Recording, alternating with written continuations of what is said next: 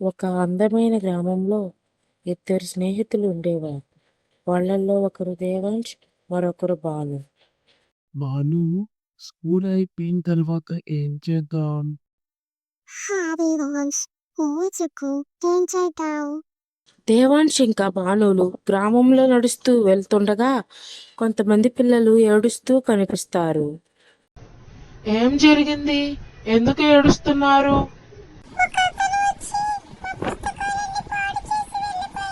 ఇది తప్పు. అతనికి బుద్ధి చెప్పి తీరాల్సిందే.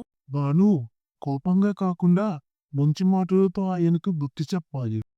బాలు దేవాంశులు చెట్టు కింద కూర్చుని ఏం చేయాలని ఆలోచిస్తున్నారు. అతన్ని ఎక్కడ వెతకాలి? ఆయన మన గ్రామంలోని మార్కెట్ వద్ద ఉంటాడనుకుంటా. మనం ఆయనతో మాట్లాడి సమస్య పరిష్కరిద్దాం. అలాగే చేద్దాం గాని మనం ఆయనతో మృదువుగా మాట్లాడాలి.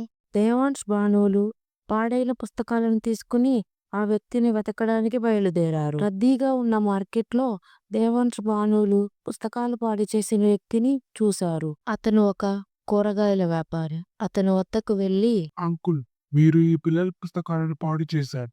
అందువల్ల వెళ్ళి చదువుకోలేకపోతున్నారు. నాకు సంబంధం లేదు. వాళ్ళే జాగ్రత్తగా ఉండాలి కదా. పెద్దవారిగా మీరు మంచి నినాడికను చూపించాలి.